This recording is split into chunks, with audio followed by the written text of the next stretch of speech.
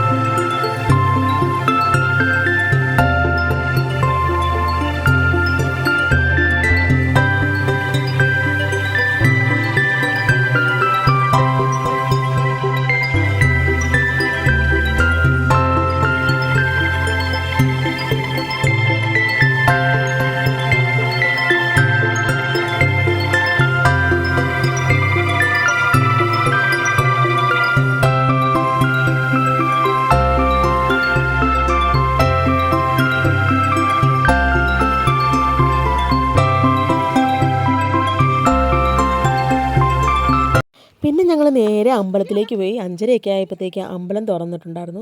അപ്പം ഞങ്ങൾ അമ്പലത്തിലേക്ക് പോയി. പിന്നെ വലിയ തിരക്കോ ആളോ ബഹളങ്ങളോ ഒന്നുമില്ലാതെ നല്ല ശാന്തമായിട്ട് നിന്ന് പ്രാർത്ഥിക്കാൻ പറ്റുന്ന ഒരു അമ്പലമാണ് കേട്ടോ. അപ്പോൾ അമ്പലത്തിൻ്റെ പണിയൊക്കെ നടന്നുകൊണ്ടിരിക്കുന്നു. ഇപ്പോൾ ചെറിയൊരു അമ്പലമായിട്ടാണ് ഇപ്പോൾ ഉള്ളത്.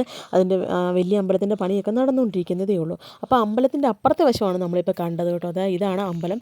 അപ്പോൾ അതിൻ്റെ ഇപ്പുറേ വശമാണ് നമ്മളിപ്പോൾ പോകുന്നത്. ഈ പാറയൊക്കെയാണ്, ഇവിടെ മൊത്തം പാറകളൊക്കെയാണ്. ഇവിടെ നോക്കിക്കഴിഞ്ഞാൽ നമുക്ക് കട്ടപ്പനയാണ് കാണാൻ പറ്റുന്നത്. മൊത്തം കട്ടപ്പനയുടെ ഒരു ഫുള്ളായിട്ടുള്ളൊരു വ്യൂ ആണ് കേട്ടോ. ഇവിടെ നോക്കിക്കഴിഞ്ഞാൽ നമുക്ക് കാണാൻ പറ്റുന്നത്. കുറേശ്ശെ ആൾക്കാരൊക്കെ വരുന്നുണ്ടായിരുന്നു. പിന്നെ കുറച്ച് പേര് പായൊക്കെ കൊണ്ടുവന്ന് അവിടെ നിന്ന് ഫുഡൊക്കെ കഴിക്കുന്നുണ്ടായിരുന്നു. നമ്മൾ വേറെ ഒന്നുമല്ല, ചെറിയ ചെറിയ ഫുഡ് ഐറ്റംസൊക്കെ കൊണ്ടുവന്ന് കഴിക്കുന്നുണ്ടായിരുന്നു. കാരണം ഇപ്പുറത്തെ അമ്പലമൊക്കെ ഉള്ളത് കൊണ്ടേ. അപ്പുറം വശത്ത് നമ്മൾ ഒരുപാട് ഫുഡൊന്നും വരുന്നില്ല. പക്ഷേ ചില ആൾക്കാരവിടെ പായൊക്കെ കൊണ്ടുവന്നിരുന്ന് ഫുഡൊക്കെ ഇട്ട് കഴിക്കുന്നുണ്ടായിരുന്നേ. അപ്പോൾ നമുക്ക് ഫാമിലിയായിട്ട് വൈകുന്നേരങ്ങളിലൊക്കെ പോയി ഇരിക്കാൻ പറ്റിയ നല്ലൊരു അടിപൊളി സ്ഥലമാണ്. അപ്പോൾ ഇടുക്കി ജില്ലയിൽ വരുന്നവരെന്തായാലും ഈ ഒരു സ്ഥലത്ത് പോവുക. അതുപോലെ നല്ല സ്ഥലമാണ് കേട്ടോ. കാണാനൊക്കെ നല്ല ഭംഗിയാണ്. പിള്ളേർക്കൊക്കെയാണെന്ന് പറഞ്ഞാൽ ഭയങ്കരമായിട്ട് ഇഷ്ടപ്പെടും. അതേ ഇവിടെ കുഞ്ഞാത്തു സുമ്പുടും കടയാണ്. അതുവഴി മൊത്തം കളിയായിരുന്നു. രണ്ടുപേരും ഇവിടെ കിടന്ന് ഭയങ്കര തകർപ്പായിരുന്നു.